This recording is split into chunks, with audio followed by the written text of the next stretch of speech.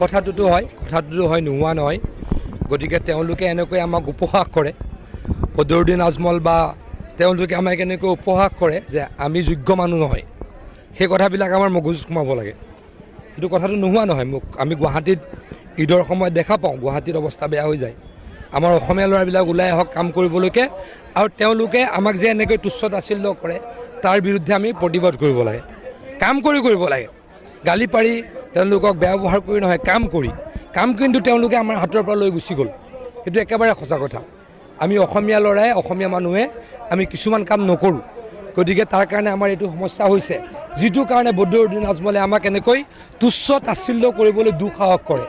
কিন্তু আমি যদি তেওঁলোকক এই আমাৰ যিখিনি কাম, এই কামখিনি যদি আমি কৰি লওঁ, তেওঁলোকে আমাক তুচ্ছ তাচ্ছিল্য কৰিব নোৱাৰে। গতিকে অসমীয়া যুৱক যুৱতীক ওলাই আহিবলৈ, কাম কৰিবলৈকে মই অনুৰোধ জনাইছোঁ। নালাগে এইটো জুখি আছোঁ। মুখ্যমন্ত্ৰী ডাঙৰীয়াইটো সদায় কৈ আছে, অসমৰ মাননীয় মুখ্যমন্ত্ৰী ডক্টৰ হিমন্ত বিশ্ব শৰ্মা ডাঙৰীয়াই কৈ আছে যে বাংলাদেশীৰ ভোট আমাক নালাগে। তেনেকৈতো আমি জিকি আছোঁ, অসমৰ ৰাইজে আমাক জিকাই আছে। গতিকে তেওঁলোকে 100 বছৰ নহ'লে 200 বছৰো নালাগে, 200 বছৰো আমাক নালাগে। অসমীয়া মানুহৰ ভোট আমাক লাগে, যাৰ কাৰণে দিনে ৰাতি আমি কাম কৰিবলৈকে সাজু আছোঁ, যাৰ ভৰিত ধৰিবলৈকে সাজি আছোঁ, যাৰ কাৰণে সৰ্বস্ব ত্যাগ কৰিবলৈকে সাজু আছোঁ। তেওঁলোকৰ ভোট 100 বছৰ নালাগে, 200 বছৰটো অসমীয়া মানুহক নালাগে, অসমীয়া যুৱকক, অসমীয়া পাহুৱাল ডেকাক নালাগে।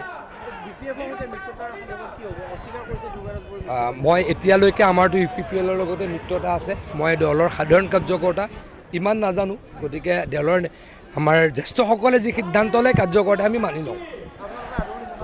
মোৰ দলে যদি কৈ দিয়ে কেতিয়াবা, মই নাজানো। মোৰ কথাটো মই ক্লিয়াৰলি কৈছোঁ, বিজু হাজৰিকা এজন দলৰ সাধাৰণ কাৰ্যকৰ্তা। মই মন্ত্ৰী হয়, কিন্তু দলত মই সাধাৰণ কাৰ্যকৰ্তা, একেবাৰে সাধাৰণ। দলৰ শীৰ্ষ নেতৃত্বই সিদ্ধান্ত লয়, সিদ্ধান্ত যিয়ে নলওক কাৰ্যকৰ্তাই মানি লয়, কাৰ্যকৰ্তাই আদৰণি জনায়। যি সিদ্ধান্ত নলওক আমি মানি লওঁ।